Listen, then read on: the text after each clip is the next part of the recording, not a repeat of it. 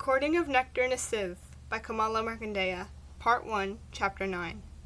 One morning I was pounding some red chilies into powder. Chup went the pestle into the mortar, crushing the brittle chilies and the seeds in them.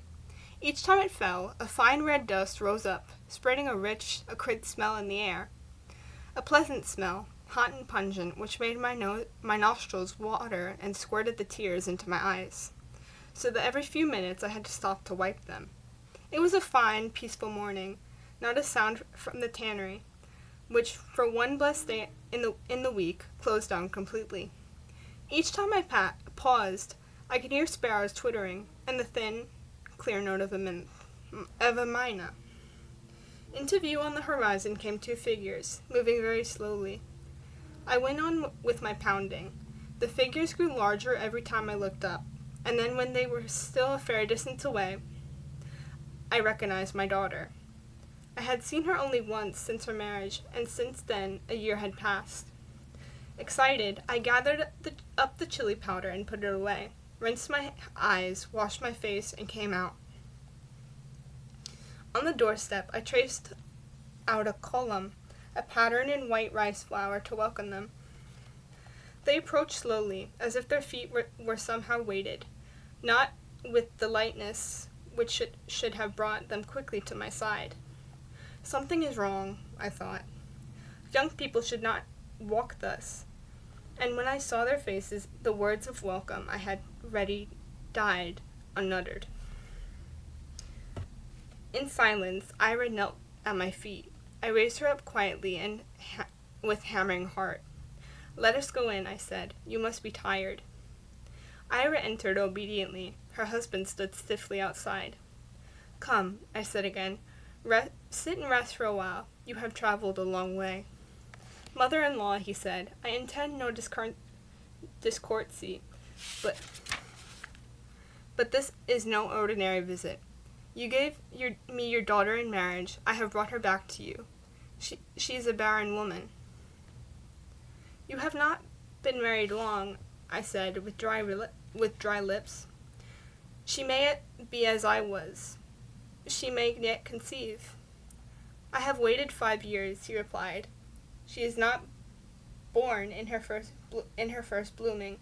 Who can say she will conceive later? I need sons." I summoned Nathan from the fields. The tale was repeated. Our son-in-law departed. "I do not blame him," Nathan said. "He is justified, for a man needs children. He has been patient." "Not patient enough," I said. "Not patient like you, beloved." Ira was sitting with her face in her arms. She looked up as her father and I came in, and her mouth moved a little, loosely, as if she had no control over her lips. She was lovely still, but strain and hopelessness had shadowed her eyes and lined her forehead. She seemed almost to back away as I went to her. "Leave me alone, mother. I have seen this coming for a long time. The reality is much easier to bear than the imagines.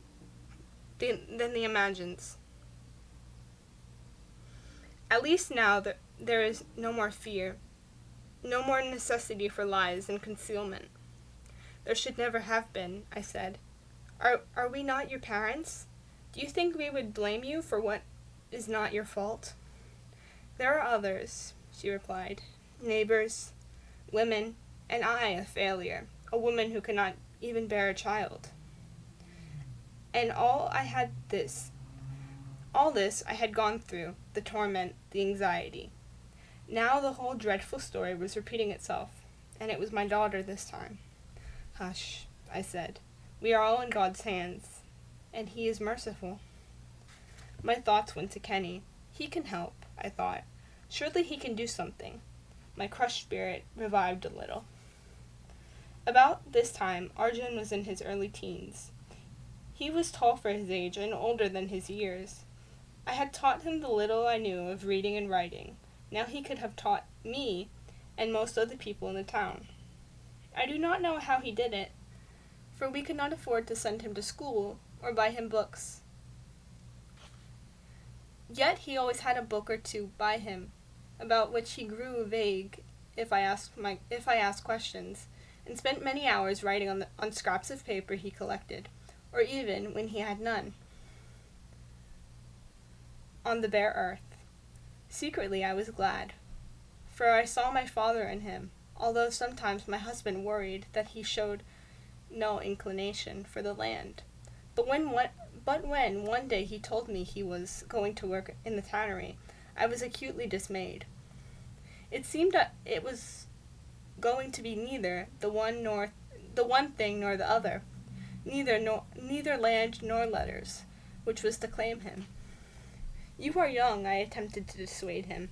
Besides, you are not of the caste of tanners. What will our relations say? I do not know, he said. I do not care. The important thing is to eat. How heartless are the young! One would have thought from his words we had purposely starved him, when in fact, of what there was, he always got the biggest share after my husband. So, I said, we do not do enough for you. These are fine words from an eldest son. They do not make good hearing. I am tired of hunger, and I am tired of seeing my brothers hungry. There is never enough, especially since Ira came to live with us.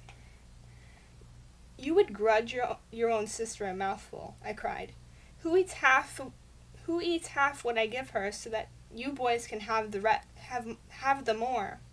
The more reason for me to earn, rejoined Arjun. I do not grudge food to her or to you. I am only concerned that there is so little. He was right, of course. The harvest had been very poor. Shop prices were higher than ever. Well, I said, go if you must. You speak like a man, although you are a child still. But I do not know whether you can obtain work at the tannery. People say they have all the labor they want. Kunti's son will be able to help me, he replied. He has promised. I did not want to be indebted to Kunti or to her son. She was so different from us, sly and secretive, with a faintly contemptuous air about her which in her son was turned almost to insolence. He had inherited her looks too, and the knowledge of it lay in his bold eyes, a handsome, swaggering youth, not from my son. There is no need to go through him, I said with determination. I will ask Kenny to help you. White men have power. Indeed they have, he said bitterly. Over men and events, and especially over women. What do you mean? I said to him. Speak with plain tongue or not at all. He looked at me obliquely, with darkening eyes, but would say no more. A few days later, he began working at the tannery, and before long, Thamby, my second son, had joined him. The two of them had been very close to each other from their earliest years, and it was not strange that Thamby should follow his brother. Nathan and I both tried to dissuade him, but without avail. My husband especially had been looking forward to the day when they would join him in working on the land, but Thamby only shook his head. If it were your land or mine, he said, I would work with you gladly, but what profit to labor for another and get so little in return? Far better to turn away from such injustice. Nathan said not a word. There was a crushed look about him, which spoke of the deep hurt he had suffered more than any words could have done. He had always wanted to own his own land. Through the years there had been the hope, growing fainter with each year, each child, that one day he would be able to call a small portion of land his own. Now, even his sons knew it would never be. Like his brother before him, Thamby had found the cruelest words of any. Yet they were good sons, considerate of us, patient with others, always giving us a fair share of their earnings. With their money we began once again to live well. At the granary, unused for so long, I stored I stored away half a bag of rice, 2 measures of dough, and nearly a pound of chilies. Hither, though, almost all we grew had been sold to pay the rent of the land.